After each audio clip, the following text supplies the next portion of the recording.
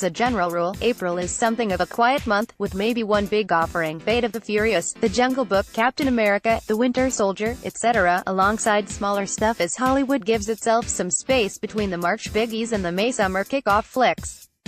But since most of the March stuff somewhat underwhelmed, at least domestically, and Walt Disney went and moved Avengers: Infinity War into the April 27th slot, it's going to be interesting. The entire month of April is now compressed into 3 weekends. At a glance, this means that Ready Player One should have some time to itself, even if the Avengers date change resulted in Rampage dropping on the 13th. So, without further ado, here are the 5 biggest April releases that can only hope to make in domestic total what Infinity War will probably earn on opening day. These will be in the order of release date. A Quiet Place, April 6th. John Krasinski's survivalist horror flick has been earning rave reviews since its South by Southwest debut. Will this be the buzzy hit that Paramount, Viacom Inc. so badly needs, or will it be another acclaimed future classic horror movie that no one sees in theaters? The Krasinski, Emily Blunt chiller about a family trying to survive in a world where most of humanity has been wiped out by monsters who are unusually sensitive to sound, is a bit more meat and potatoes than Mother, or Annihilation, so I am cautiously optimistic that this shockingly scary bruised forearm flick will catch on accordingly. Blockers, April 6th. This Kay Cannon-directed comedy, about 3 parents who team up to try and stop their teen daughters from losing their virginity on prom night, has also been graced by mostly positive South by Southwest reviews. And while I'm dropping my review early next week, I will gladly affirm the current buzz. It's a terrific, and refreshingly sex-positive, Universal, Comcast Corp. comedy that works as a parental anxiety romp and a teen girl-centric high school comedy.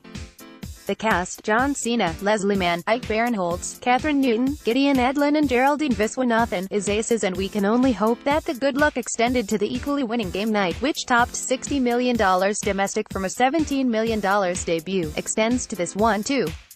Rampage, April 13th. Up until a month ago, this Dwayne Johnson, Naomi Harris video game adaptation was the official, big movie of April, set to open on April 20th.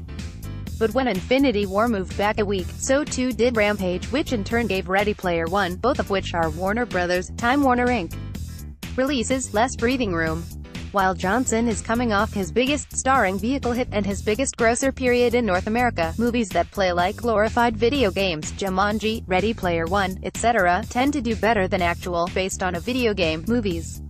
Still, the notion of The Rock protecting and fighting giant animals as a giant gorilla, a flying lizard and a supersized wolf tear apart major cities has a certain appeal even if you're not familiar with the 1980s arcade game. Blumhouse's Truth or Dare, April 13th. This will be the second time since October that Blumhouse, via Universal, Comcast Corp., opened an original teen-targeted chiller on Friday the 13th. This Lucy Hale body count movie, about a group of young adults who get picked off after playing a cursed game of Truth or Dare, will attempt to further capitalize on Blumhouse's increasing popularity as a brand after last year's 1, 2, 3 punch of Split, Get Out and Happy Death Day.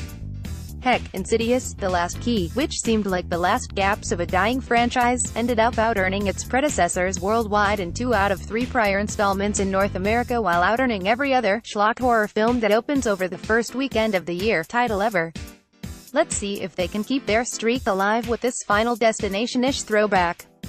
I Feel Pretty, April 20th. Another victim of the Avengers date change, this Amy Schumer comedy was originally slotted for April 27th, a date where a number of female-led comedies, The Other Woman, Baby Mama, etc., have had solid, leggy runs against the boy-centric biggies of the summer season. Of course, even a week earlier, the STX release plays that same role. The film will be something of a test for Schumer, in that the entire marketing campaign is centered entirely around her. The, surprisingly, PG-13 comedy, about a young woman who magically starts to view herself as less of a plain Jane and more of a stereotypical knockout in the looks department, comes courtesy of Abby Cohn and Mark Silverstein, both of whom have a long resume of writing female-led romantic comedies.